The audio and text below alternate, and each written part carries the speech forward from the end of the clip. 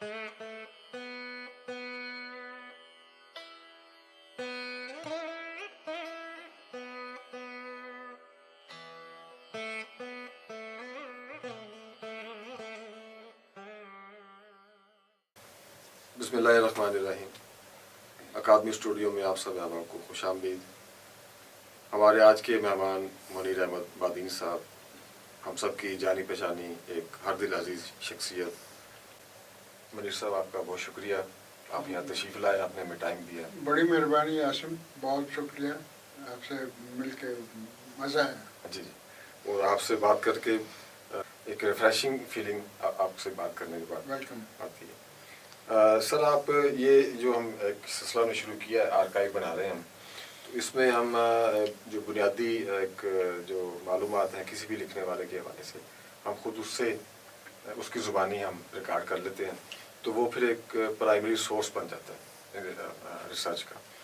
तो इसी तरह से आपसे भी आपके ज़िंदगी के हवाले से, आपके अदबी जो सफ़र है उसके हवाले से, किताब से, लफ्ज़ से, अदब से आपका ताल्लुक़ कैसे बना, और फिर उसके बाद पूरा जो राइटिंग कैरियर है आपका, उसके हवाले से हम कोई बात करेंगे। फिर उसके बाद आपकी किताबों के हवाले से भी आपके कमेंट्स हम लेंगे। तो बचपन से कैसे, कहाँ पैदा हुए? थोड़ा सा मैं एक तस्हीह कर लूँ कि मुझसे पहले एक बलोची का पहला नावल जो था सैयद हाशमी साहब ने लिखा था, ठीक है, नाजुक, वो पहला नावल है। उसके बाद कोई नावल नहीं है। उसके बाद जो नावल लिखे गए मेरे बाद लिखे गए। ठीक, अब ये लिखे जा रहे हैं नावल वैसे वहाँ पे आपके? जी, अभी भी लिखे जा रहे हैं। ठीक, तो वो इसलिए कि अगर नाजुक जो नावल है यहाँ से जी उसका तर्जुमा हमने भी आपने किया है, अकादमी अदबियात पाकिस्तान। जी, तो credit goes to Syed Hashmi. बिल्कुल ठीक, बिल्कुल। तो आपके बचपन से हम बात शुरू करते हैं। आप कहाँ पैदा हुए? जो आपकी मर्जी है। आप वहाँ कहाँ पैदा हुए और स्कूलिंग आपकी क्या थी? जी बिल्कुल, माहौल क्या था? मैं अपने गांव के, हमारे गांव का नाम है विलेज शरीफ खान, मेरे अंकल थे, उनके नाम पे वो गांव है। और मैं पैदा हुआ था 15 नवंबर 1953, और वहीं पे मैंने प्राइमरी पास किया, और फिर हाई स्कूल नोशकी 3 किलोमीटर दूर शहर में आके मैंने दाखिला लिया। हायर सेकेंडरी का इम्तहान वहाँ से पास किया। फिर क्वेटा में मैंने कुछ अरसे के लिए मैं कराची गया और हैदराबाद, लेकिन वो फ्रूटफुल नहीं हो सके। मैं I could not make my self adjusted there, तो वापस क्वेटा आया। FA क्वेटा से किया, BA फ़लसफ़े के मज़ामीन के साथ क्वेटा डिग्री कॉलेज से। फिर मैं पंजाब यूनिवर्सिटी आया और यहाँ से मैंने मास्टर्स किया फ़लसफ़े में, और फिर कुछ अर्से के लिए मैं लेक्चरर रहा।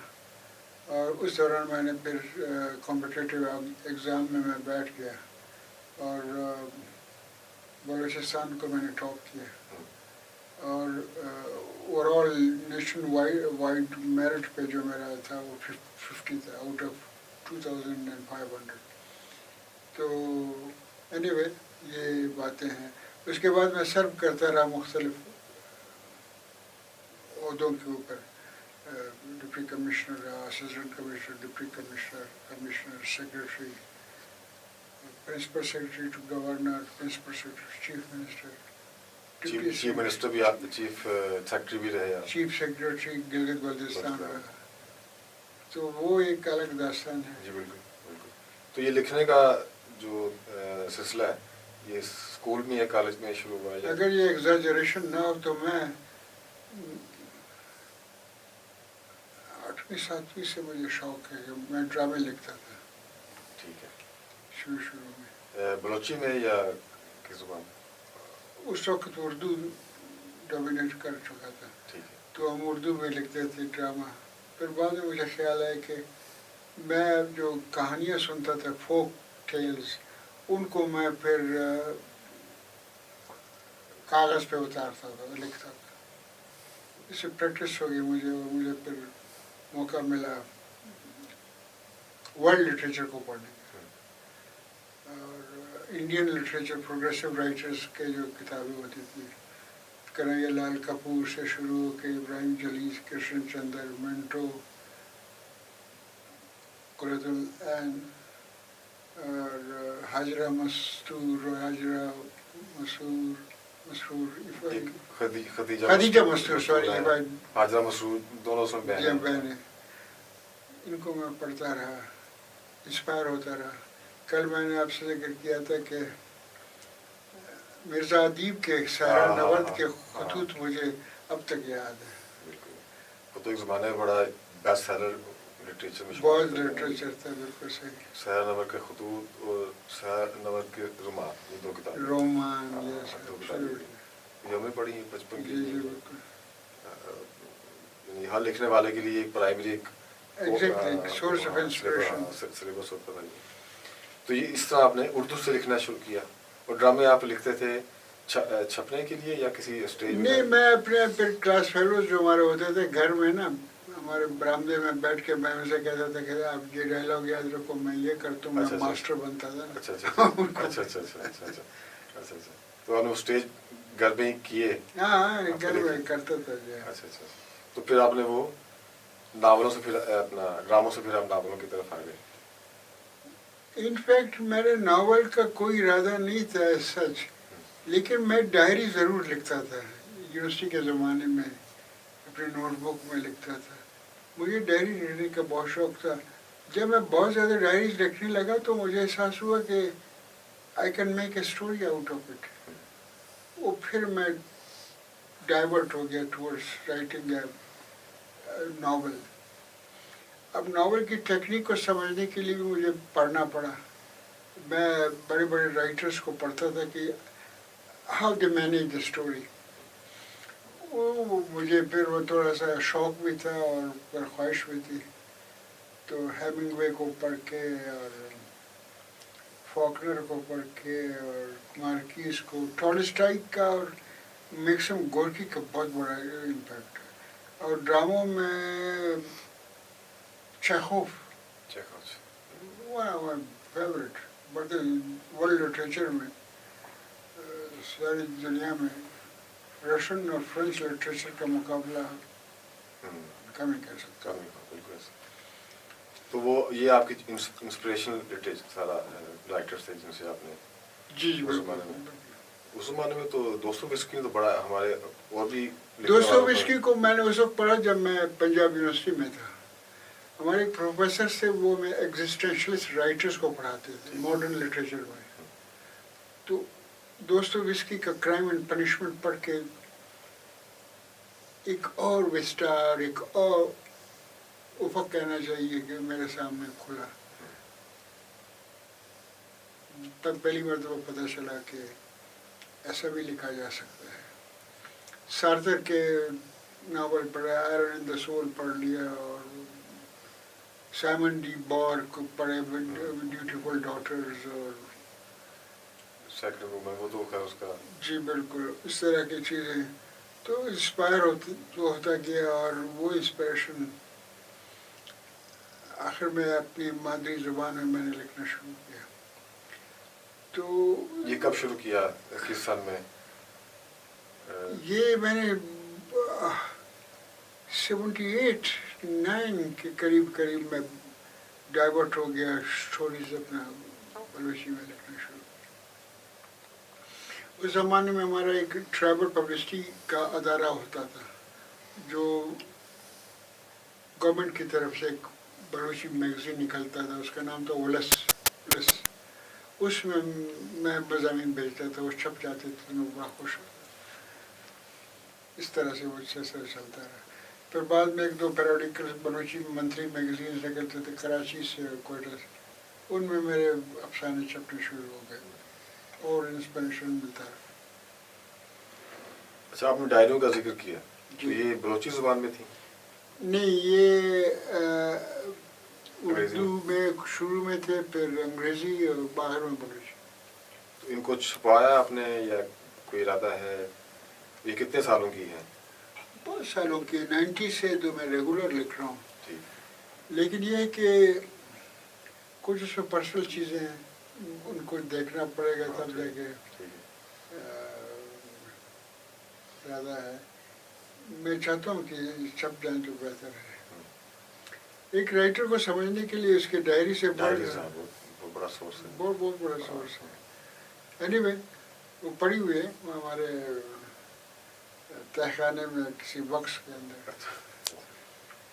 سر آپ نے 80+ ناول آپ کے چھپ چکے ہیں جی. اور آپ بلوچستان کے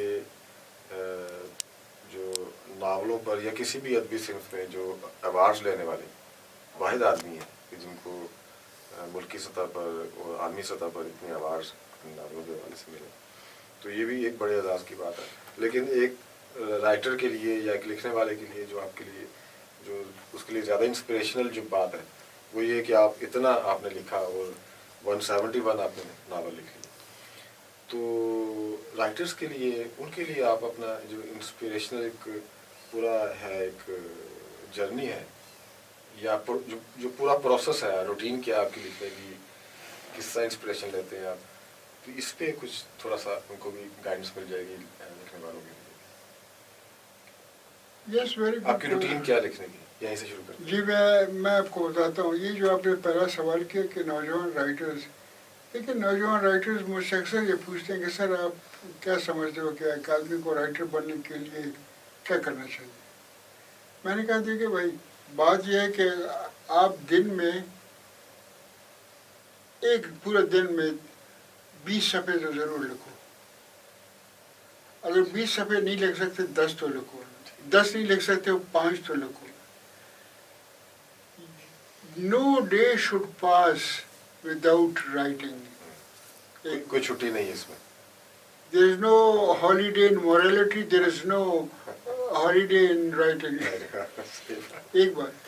دوسری بات جو امپورٹنٹ ہے وہ یہ ہے کہ پڑھنا بہت ضروری ہے رائٹر کے لیے. آپ ضرور مطلب ون وے اور the other you must read some thing. جو آپ کا انٹرسٹ کی کتاب ہے، ہر کتاب کو تو آپ نہیں پڑھ سکتے.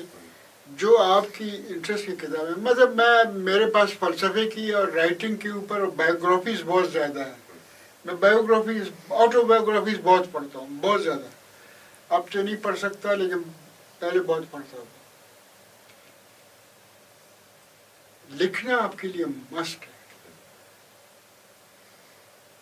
اس کے بعد پھر آپ کی جب پریکٹس ہو جائے گی لکھنے کی، جو تھاٹس آپ کے اندر آتے ہیں ان کو آپ کاغذ میں ضرور لے آئیں. ایک دن میں آپ پرفیکٹ شاہکار اپنا نہیں لکھ سکتے. میں نے جو سٹارٹ لیا تھا ناول رائٹنگ کا، میں اس درجے تک پہنچا ہوں، مجھے نہیں لگتا کہ میں نے ابھی تک کوئی ماسٹر پیس بنایا یا لکھا ہے.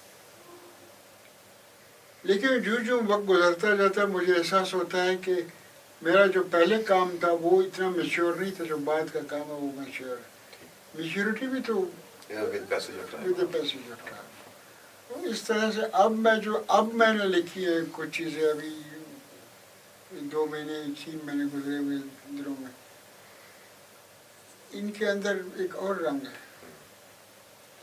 تو آپ یوں سمجھ لیں آصف صاحب کہ میرا جو بیسک انٹرسٹ ہے وہ شارٹ سٹوری سے میں نے سٹارٹ کیا، ڈائری تک آ گیا. ڈائری سے سٹارٹ کیا، شارٹ سٹوری تک آ گیا، شارٹ سٹوری سے ناول تک جمپ کیا. میرا کوئی ارادہ ناولسٹ بننے کا نہیں تھا. اب میں ناولسٹ زیادہ ہوں. شارٹ سٹوری میرے ویسے شارٹ سٹوریز بہت سارے ہیں، کوئی 400 3 والیومس میں چھپ گئے ہیں. شارٹ سٹوریز کے 3 ناولس چھپ چکے. اور اس کا نام ہے عنکبوت، وہ بھی کلیکشن ہے، تربت سے بلوچستان اکیڈمی نے چھاپی. ایک اس کا نام بلوچی میں ہے، اس کا ٹرانسلیشن میں کروں گا. ہزار پاسان شب، ہر رات کے 1000 دورانیے. تو یہ اور ایک اور ہے کلکشتگ جو سب سے تلخ پودا ہوتا ہے، وہ کیا کہتے ہیں پنجابی میں اردو میں؟ سب سے تلخ کڑوا جو ہوتا ہے. کڑوا سوری، اس کا نام کڑوا ہے، صرف کڑوا. بلوچی میں کلکشتہ کہتے ہیں. کلکشتہ ایک خربوز تربوز کی طرح کی چیز ہے نا، بہت ہی کڑوا، اور ریگستان میں پائی جاتی ہے کہ اور نہیں پائی. وہ کلکشتہ میں چھپی ہے. عنکبوت ہزار پاسانی شب. آپ انگریزی میں بھی لکھتے ہیں؟ यस 8 नावल मेरे 9 नावल हैं अंग्रेजी अंग्रेजी में। ये जो 80 नावल हैं उनमें शामिल हैं 8 नावल अंग्रेजी में। उनमें शामिल है। तो ये हम बात कर रहे थे आपकी लिखने की रूटीन पर। आपने कहा रोज रोज आप लिखते हैं, तो ये मैं आपकी लिखता हूँ हमेशा 3:30 बजे से लेकर रात को 8 बजे तक। मेरे इंस्पिरेशनल टाइम वही होता है। ठीक और मैं दिन को दफ्तरी काम करता था, ठीक संडेज को या मुझे टाइम मिलता था तो मैं 3:30 बजे वॉक करके आता था और 4 बजे बैठ के फिर रात को 8 बजे तक। That was my most suitable time. और ये जो एक सोशलाइजेशन का वक्त होता है वो यही होता है, उसको फिर आप सेक्रीफाइस करते हैं। मैं शाम का वक्त है, मैं डिस्टर्ब होता था मिलने जुलने में ज़्यादा। मैं मिलता भी था लेकिन दफ्तर में तो खैर मेरा आरूष होता था, पब्लिक को डीलिंग चलती रहती है। डिस्टर्बिंग होता था, टेलीफोन आ रहे हैं, ये हो रहा वो। लेकिन मैं पीस चाहता था तो मैंने वक्त निकालता था, मैं बैठता था फिर डिनर तक काम करता था। अभी आपकी यही रूटीन है 3:30? अभी भी यही रूटीन है। मेरे कागज़ कलम रखे होते हैं, मैं नॉवेल लिख रहा होता हूँ, बच्चे खेल रहे होते हैं, मैं बैठा हूँ बस हीटर के साथ सर्दियों में मैं लिखता हूँ। देखिए मैं कोशिश करता हूँ कि first episode must reach to it's ending before I start the next chapter. ठीक इसको वन करके इसको 10 पेज 15 पेज लिख के 20 पेज तक चाहता है वैसे नॉर्मली, या 15 तक। ठीक है। उसको मैं दी एंड नहीं करता, लकीर लगा के नेक्स्ट के ऊपर शिफ्ट होता हूँ, 2 लगाता हूँ उसको। स्टोरी मेरे ज़हन में तैयार है कि अब इसने कुछ करना है, नेक्स्ट स्टेप क्या लेना है, पहाड़ पे चढ़ना है कि नीचे उतरना है। ठीक है। पहले फर्स्ट एपिसोड में या फर्स्ट स्टोरी में वो पहाड़ पे चढ़ चुका था, दूसरा मुझे याद है कि अब इनको नीचे उतरना भी है और चश्मे को देखना है या कुछ करना है। एक निश्चित का जो काम है वो आप करते ये हैं। डेफिनेटली मैं कंप्लीट करके छोड़ता हूँ, अदरवाइज मुझे चैन नहीं आता, फिर मैं डिस्टर्ब हो जाता हूँ। अच्छा, आपके एक नज़रिया फन होता है हर किसी का। जी मसलन आप सार्थर की बात की तो वो एक पॉलिटिकल उनका एंगल बहुत मजबूत था उनके जो ड्रामों में और उनकी नावलों में। तो किसी के यहाँ कुछ सोशल, कोई पॉलिटिकल पे नहीं जाता, सोशल पे ज़्यादा। कुछ जो अभी आपने बात की वजूदियत पसंदों की, तो उनके यहाँ जो एग्जिस्टेंशियल जो प्रॉब्लम्स हैं कैरेक्टर के वो ज़्यादा डोमिनेट कर जाते हैं। तो आप अपने नज़रिए एक नावल के फन को, आपने नावल कैसे अपने आप को बयान? देखिए बहुत ज़बरदस्त सवाल किया। देखिए हम रहते हैं पाकिस्तान में, nation state, Pakistan is a nation state, we are part of Pakistan. Ji Bloch का जो एक सेंस ऑफ आइडेंटिटी है ना, ये deeply rooted in its bones. अब ये आइडेंटिटी बुरा है क्या अच्छा है मैं नहीं समझता, लेकिन मैं ये जानता हूँ कि इनके अंदर ये सेंस ऑफ आइडेंटिटी है। और बाज़ औक़ात ये अपने हदों को क्रॉस करके रिलीजियस एक्सपीरियंस के तौर पे लोग उसको लेते हैं कि एज इफ बलोच की जब वो बात करते हैं तो ऐसा लगता है कोई डिवाइन चीज़ की वो बात कर रहे होते हैं। ये जो सेंस ऑफ आइडेंटिटी है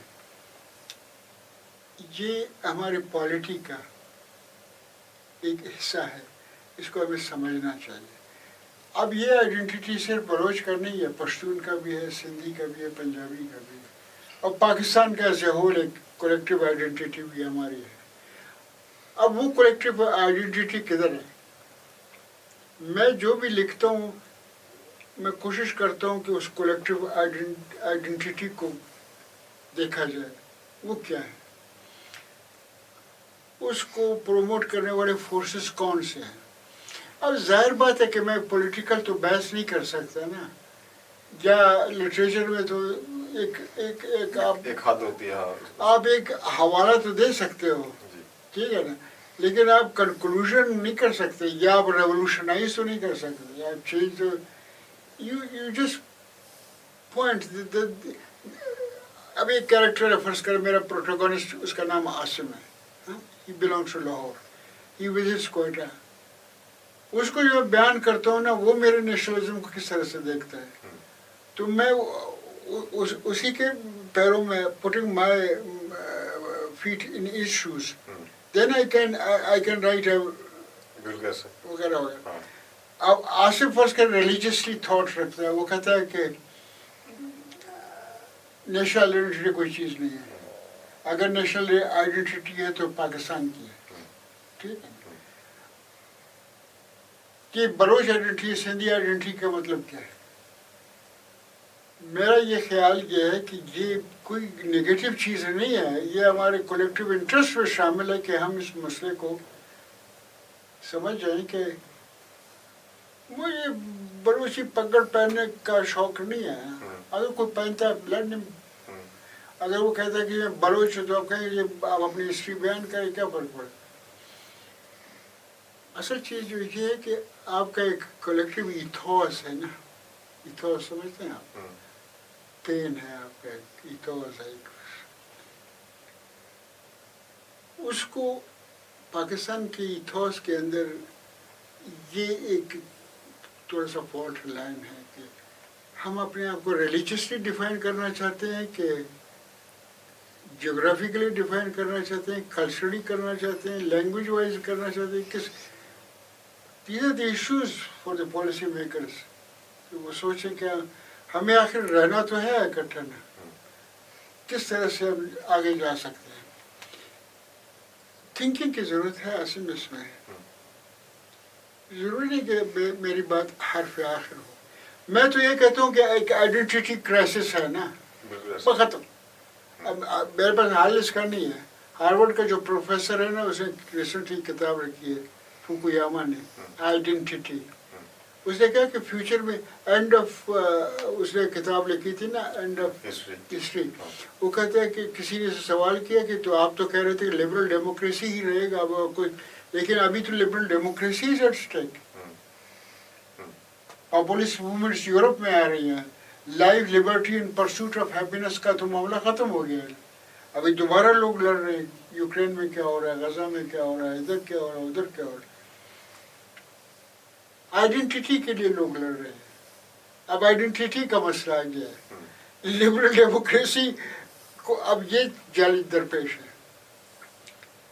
اب آج کا ماڈرن اسٹیٹ کیسے ڈیل کرتا ہے اس آئیڈینٹی کے ایشو؟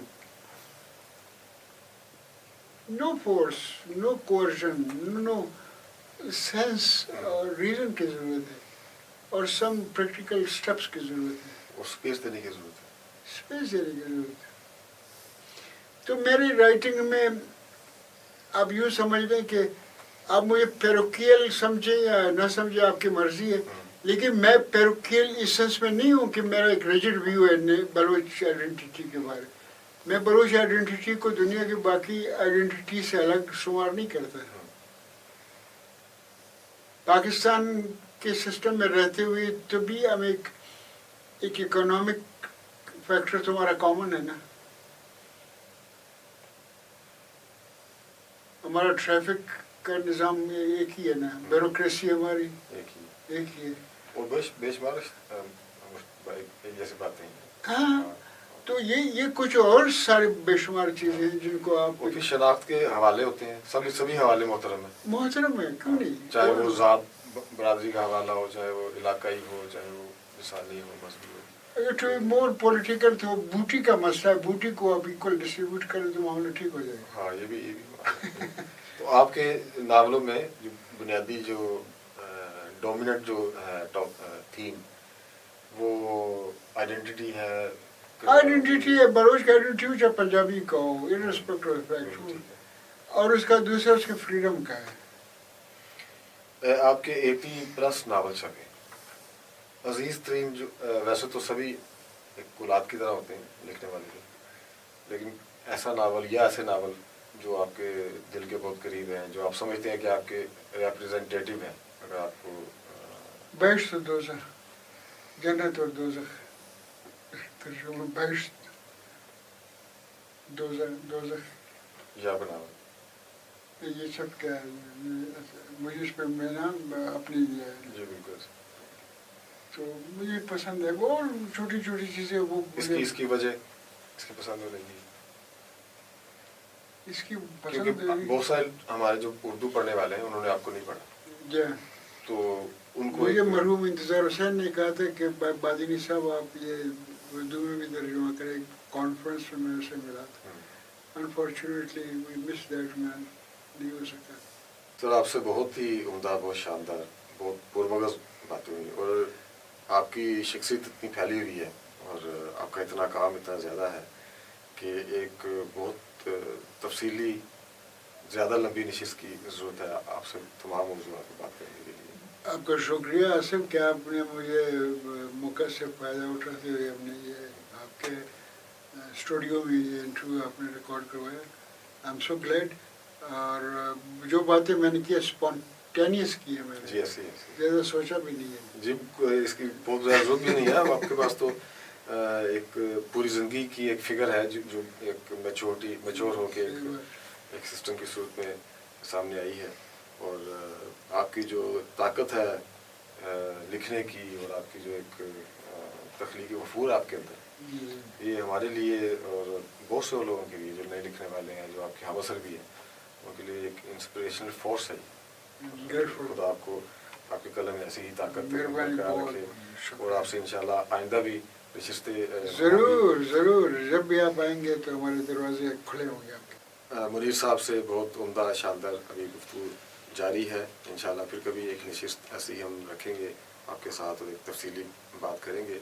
ہمیں اجازت دیجیے اگلی بار ہم پھر ایسے ہی کسی اہل بصیرت اہل نظر اہل علم کے ساتھ